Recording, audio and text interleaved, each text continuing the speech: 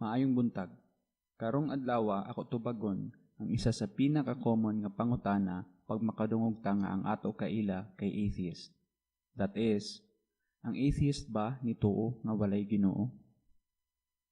Before ta magsugod, reminder lang sa mga naminaw.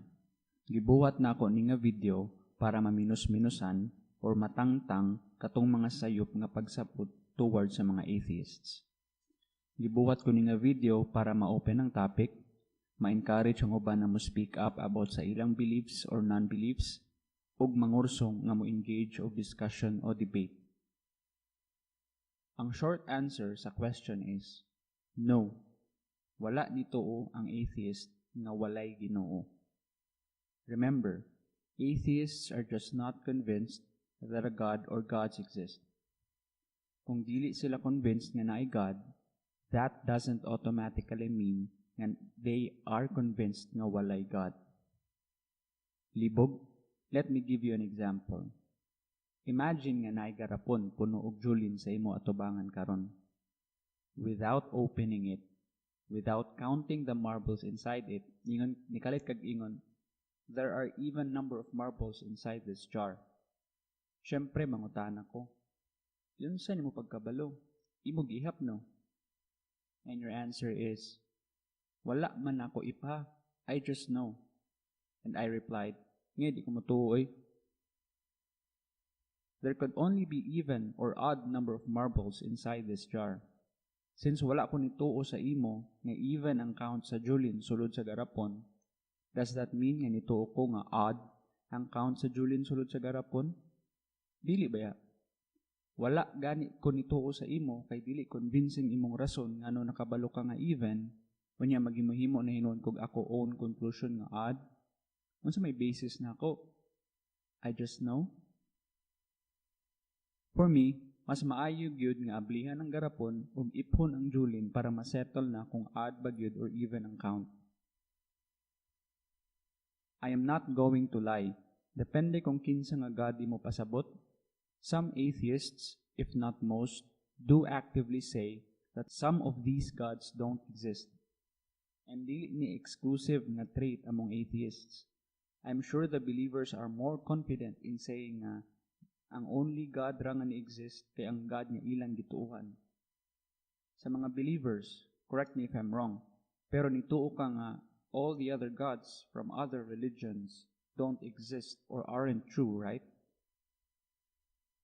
Siguro naglibog ka karon.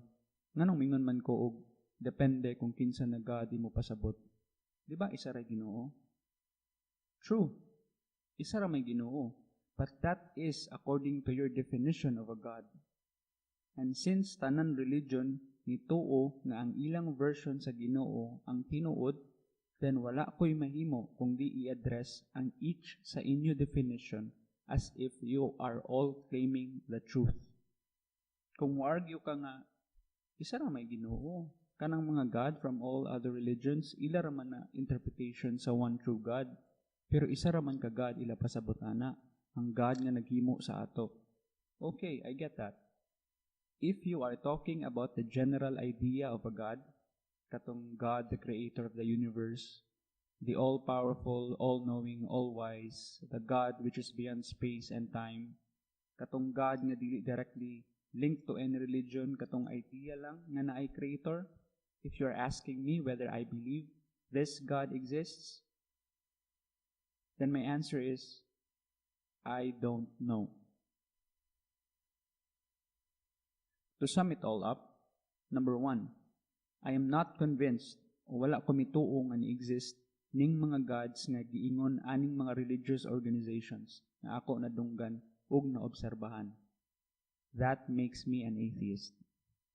Number 2, I am convinced that some of these gods defined in some of the holy texts don't exist. This is not exactly atheism. Number 3, I don't know if everything in the universe is created by a God, or if there is this one true God which is beyond space and time. I don't think anyone can know. I believe nga dili gyud nato mahibaw-an, labi na kung wala tay means of detecting kung unsay naa beyond time and space. That makes me an agnostic. I am an agnostic atheist, which means I lack belief in the existence of any God, katong gi-describe sa mga holy texts, and agnostic because I don't know whether or not there is a God, katong the general idea ng God. And I claim that the existence of this God is unknowable o di mahibaw-an. All atheists are different. The only thing that is common between all of us atheists is that we lack belief in the existence of God or gods. And that's it. We don't have a common belief system. That means atheists among ourselves often disagree on many issues and ideas. I hope na nakay nakatunan today. Combine sa ako first video, na-cover na ko ang what atheism is o what it isn't. Akong next video is going to focus on the why and probably the how I became an atheist. So stay tuned. Let me know if you have suggestions, paki-comment lang below. Kung ganahan ka sa video, palihog ko like. Feel free to share this video to your friends and family. If you like to receive contents like this in the future, paki-subscribe na lang pod. Daghang salamat sa pagpaminaw o kita ra ta sunod video.